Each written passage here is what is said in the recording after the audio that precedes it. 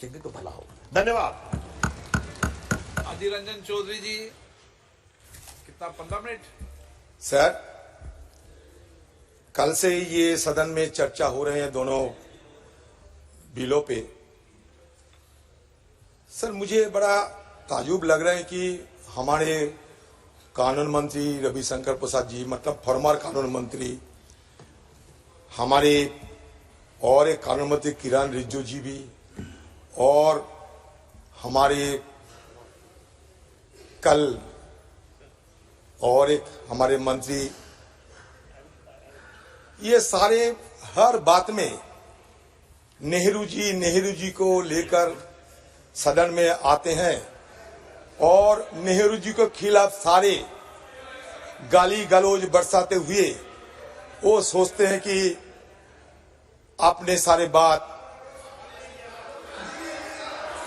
आलोचना, अच्छा ठीक है आलोचना, अच्छा आलोचना, गाली गलौज मतलब आलोचना। कल जितेंद्र सिंह भी घुमा फिरा के, जब हम कुछ अलग बात पूछ रहे थे तो सारे घुमा फिरा के चले आते हैं नेहरू पे। अरे ये 70 साल की सुनते थक गए हैं। अभी तो मैं ये कहना चाहते हैं कि अमित शाह जी और सारे मंत्रीगण, मैं आप लोगों से गुजारिश करते हैं, हमारे स्पीकर साहब के दौरान एक दिन ये सदन चलते चलते एक दिन एक डेजिग्नेटेड डे हो जिसमें कश्मीर और नेहरू जी और क्या उनका गलती क्या सच सब खुले आम चर्चा किया जाए। मैं चुनौती देता हूं, मैं चुनौती देता हूं जी, हम तैयार हैं। आप तैयार करो। आप अधीर रंजन जी, दरखास्त हम तैयार हैं। मैं दरखास्त अभी कर लूं चर्चा, अभी दे दिए हैं, अभी चर्चा करने के लिए तैयार हूं मैं। दे दिए हैं दरखास्त, मेरा दरखास्त दे दिए हैं। अभी ये कहे जा रहे थे हमारे अभी दिया नहीं है। नहीं, दरखास्त आपको दिया मैंने, मतलब और भरबली दिए सर। मैं चैलेंज करता हूं एक दिन सर हमारे 17 बोलने दीजिए सर। हमारे पूर्व प्रधानमंत्री अटल बिहारी वाजपेयी जी की एक कहावत थी जिसको कहते कि वाजपेयी डॉक्ट्रिन, कश्मीरियत, जमहूरियत, इंसानियत। आप पालन करती है नहीं, आप खुद तय कर लो। हमारे आज की प्रधानमंत्री नरेंद्र भाई मोदी जी ने आप लोगों को ये सलाह दिए थे कि दिल्ली की दूरी और दिल की दूरी हम मिटा के रखूंगा। ये दिल की दूरी गए हैं, दिल्ली की दूरी खत्म हुई है, आप खुद तय कर लो। Now it is the time to have some sorts of introspection insofar as Kashmir is concerned. हमारे गृह मंत्री सदन में कहते थे उस समय कि ये कश्मीर की बात छोड़ो, पीओके, सियाचिन, सबके लिए मैं जान भी देने के लिए तैयार है। अभी जिंदा है, जान आपको नहीं देने पड़े। अच्छा, आपने ये भी कहा था कि एप्रोप्रिएट टाइम पे चुनाव होंगे। बताइए कोई गलत बात करती है नहीं? अच्छा, अभी तो ये मुद्दा किस लिए कि जेरीमैंडरिंग करने के लिए, मतलब चुनाव जीतने के लिए नए तरीका आप अपनाता है। इसलिए कि आपने सोचा था लोकल चुनाव तो करा देते हैं, लेकिन लोकल चुनाव कराने में आपको हार निश्चित हो गए थे, तो उससे बचने के लिए अब नया तरीका अपनाते हैं। इसको कहते हैं कि जेरीमैंडरिंग। बात सुनिए अमित शाह जी, वादा किया था आपने कश्मीर में अमन लाएंगे, शांति लाएंगे। जो वादा किया था वो निभाना भूल गए। लोगों की मन में उम्मीद की आग जलाई थी आपने, लेकिन वो बुझाना भूल गए। ये समस्या आपकी यही है। अभी मैं रविशंकर प्रसाद जी कहते थे वल्लभ भाई पटेल के बारे में, अब बराबर चाहता है कि नेहरू जी के साथ वल्लभ भाई पटेल की दरार किसी हालत में पैदा किया जाए। मैं जानता हूं देखिए, सरदार वल्लभ भाई Patel, whose legacy the BJP has now appropriated to discredit Nehru, tried to convince Liaquat Ali Khan in the partition council to take Kashmir and leave Hyderabad Deccan. In her book, Kashmir in Conflict, Victoria Schofield says that even Mountbatten's political advisor, Sir Conrad Corfield, recommended a barter. But anything that Corfield said carried no weight against the long-standing determination of Jawaharlal Nehru to keep Kashmir in India. और इतिहास गवाह है। देखो, चुनाव में आप जीतते हारते बड़ी बात नहीं, इतिहास गवाह है। उस समय अगर घाटी की मुसलमानों ने, शेख अब्दुल्ला की अगुवाई में मुसलमानों ने नेशनल कॉन्फ्रेंस अगर सहायता ना करते तो कश्मीर को हमारे साथ रखना थोड़ा मुश्किल हो सकता था।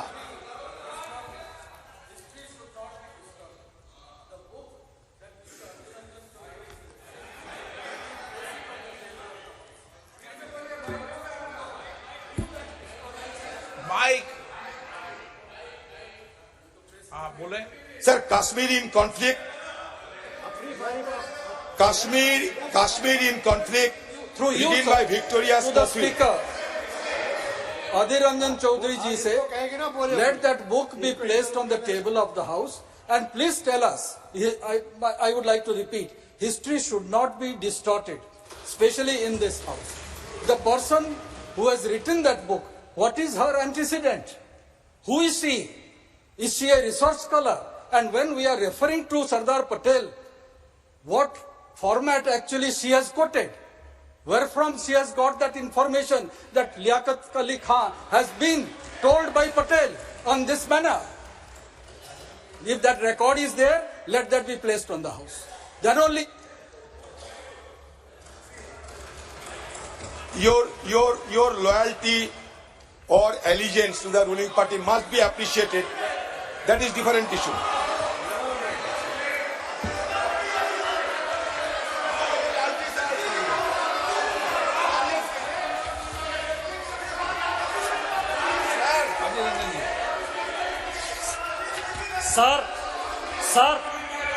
सर पॉइंट ऑफ ऑर्डर है सर। स्पीकर का डायरेक्शन 115, स्पीकर का डायरेक्शन 115 सर। उसमें कोई मेंबर यदि गलत बात कह रहा है तो किसी मेंबर को अधिकार है उसको सुधारने का। अभी इन्होंने कश्मीरियत की बात कही सर, नया कश्मीर और कश्मीरियत शेख अब्दुल्ला का बात था, नारा था, वो अटल बिहारी वाजपेयी का नारा कभी नहीं रहा है। ये उनका क्वाइन है। जमहूरियत और इंसानियत अलग चीज है, कश्मीरियत और नया कश्मीर शेख अब्दुल्ला का नारा। नहीं।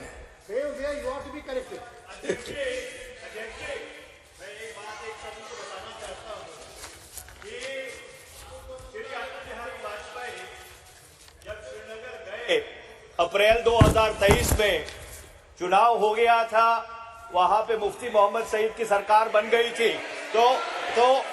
तो उन्होंने कश्मीरियत, इंसानियत और जमहूरियत का नारा दिया था। तो 2003 की बात कर रहा हूं मैं। तो ये कहना कि कश्मीरियत की बात श्री अटल बिहारी वाजपेयी ने नहीं की थी, ये आप श्री अटल बिहारी वाजपेयी की जो लेगेसी है उसके विरुद्ध बात करते हैं।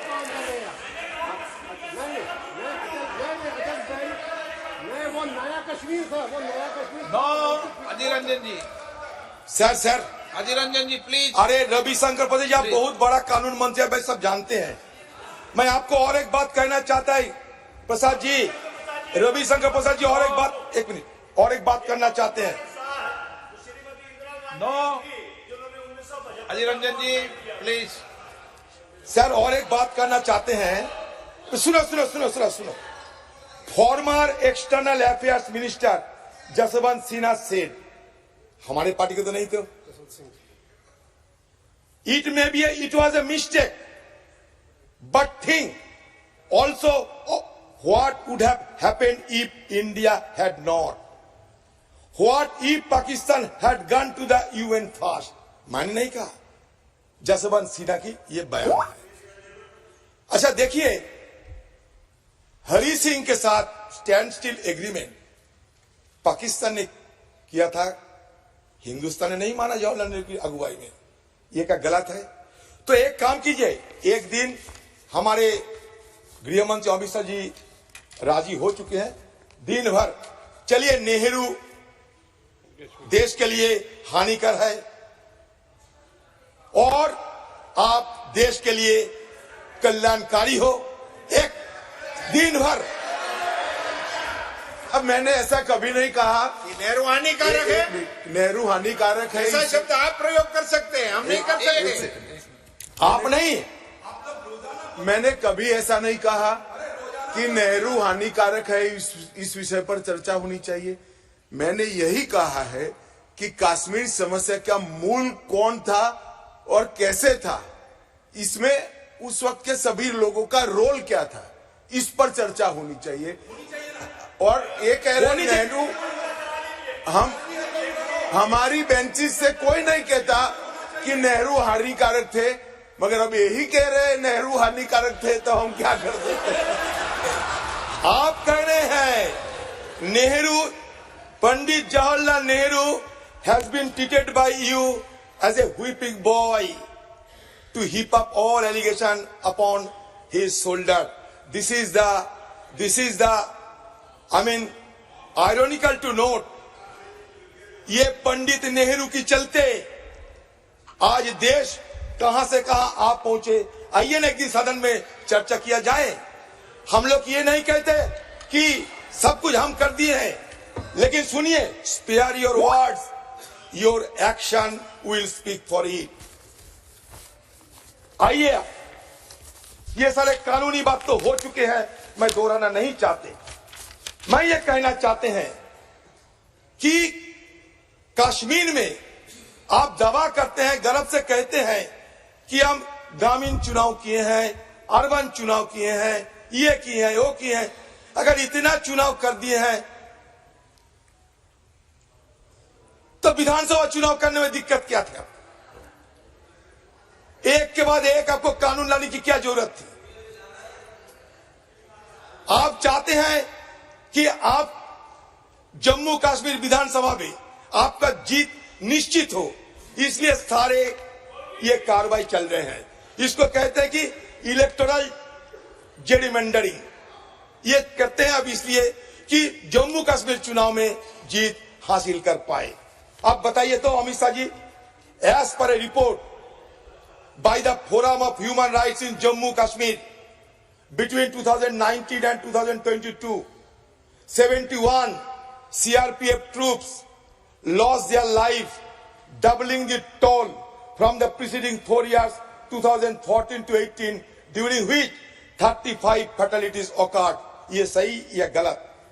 Between April 2023 and November 2023, a total 23 army and security personnel have lost their life. On 9th August 2023, the Ministry of Home Affairs reported to Rajya Sabha that between 2018 to 2020, Jammu and Kashmir experienced 761 terrorist incidents, which resulted in 174 civilian deaths. The highest number of attacks occurred in 2018. 228 attacks occurred, causing 40 civilian casualties. As per a reply in the Rajya Sabha, 99 security personnel were killed in Jammu and Kashmir between August 2019 and April 2022. In the preceding 5 years, 460 security personnel were killed. According to RTI reply, the number of terrorist incidents has only increased after the abrogation of Article 370, increasing from 151 incidents in 2014 to 191 incidents till August 2022. आप बताओ, मैं कोई गलत बोलते हैं? आप अपना जवाब में जरूर बताइएगा। मैं आपको आंकड़ा पेश कर सकते हैं। 2014 में नंबर ऑफ इंसिडेंट 151, 2018 में 417, 2020 244, 2020 till August 191. 40 जवान were martyred in Pulwama attack in 2019. It was the deadliest attack on 3 decades, which according to ex-governor Satyapal Malik was avoidable and was due to the government incompetence. हमने कहा सत्यपाल मलिक तो governor थे, आप उनको नाकार तो नहीं सकते। इसके चलते बालाकोट भी हुए। अगर हम कोई सवाल पूछने का कोई दिलचस्पी हो तो तुरंत हमें एंटी नेशनल बना देते हो। लेकिन देखिए, जो जगजाहिर होते हैं उस बारे में तो चर्चा होगी। 1971 में इंदिरा गांधी जी की अगुवाई में हमारे जहांबाज फौजों ने पाकिस्तान को हराया था, बांग्लादेश को गठित करने में मदद की थी। 93,000 पाकिस्तानी फौजों को हिरासत में लिया था। उसके बाद शिमला एग्रीमेंट हुई, सब जग जाहिर है। लेकिन बालाकोट के बारे में अगर कुछ पूछा जाए तुरंत हम एंटी नेशनल बन जाते हैं। अरे हमारा जहांबाज फौजों पे पूरा भरोसा है, और वो बालाकोट की चलते उस समय हमारे एयरक्राफ्ट, हमारे हेलीकॉप्टर, उसके साथ हमारे ऑफिसर, उनको भी शहादत लेने पड़ी। ये सब तो जग जाहिर है। तो सवाल अगर किया जाए, जानने की अगर कोई दिलचस्पी रहे तो गलत नहीं है। आप बताइए कि सत्यपाल मलिक ने जो कहे हैं वो गलत कहे हैं। Despite claims of reduced terrorist attack, information from the Ministry of Home Affairs reveals that between August 2019 and July 22, the region witnessed an average 3.26 terror attack casualties per month, compared to 2.8 fatalities per month in the nearly 5 years preceding the abrogation. Amit Shah ji, मैं recent घटना बता रहा हूं आपको, एकदम recent. Rajouri encounter बताइए, Anantnag encounter हुआ या नहीं, Kulgam terror attack, Rajouri attack, पूंछ अटैक। हाँ, घाटी में जरूर कमियां आए हैं, लेकिन पीर पंजल की पार, चेनाब वैली, जम्मू रीजन आप तक तो शांत थे। अभी हुआ कि इस तरह की घटना घट रही है। आपने तो वादा किया था टेररिस्ट खत्म हो जाएगी, विकास होते रहेंगे, लेकिन ये क्यों हो रहे हैं? ये सवाल पूछना कोई अन्याय तो नहीं है। हम ये सवाल पूछते हैं, आपने वादा किया था कश्मीरी पंडितों के बारे में। देखिए, हमारे खिलाफ एक इल्जाम लगते हैं कि हमारे लिए कश्मीरी पंडित को घाटी छोड़ने को मजबूर होने पड़ी। अच्छा, ये तो आपको जानकारी जरूर होंगे कि वीपी सिंह की जमाने में आपकी समर्थन से वीपी सिंह सरकार बनाई थी। उस समय क्या ये विस्थापक मतलब कश्मीरी माइग्रेंट के पलायन नहीं होते थे? बताइए तो आप क्यों सारे इल्जाम हम पे लगाते हैं? हिस्टोरिकल पर्सपेक्टिव को देखना चाहिए आप लोगों को। अब हिस्टोरिकल पर्सपेक्टिव नहीं देखते हैं, ये सबसे गलती है आप लोगों की। सेफ्टी ऑफ कश्मीरी पंडित के मुद्दे पे आइए आप। Launch in 2008 the prime minister rehabilitation and return scheme offered government job to Kashmiri Pandit in order to facilitate their return to Kashmir.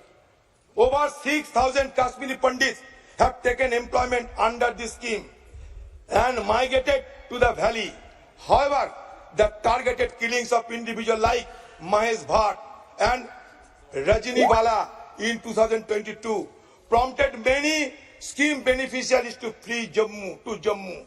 Consequently, the JK administration issued orders to suspend the salaries. तनख्वाह भी बंद कर दिया था of Kashmiri Pandit employees who had left the valley. In February 2023, the administration issued a directive specifying that salaries would only be released for migrant Kashmiri Pandit employees who had resumed their duties in Kashmir.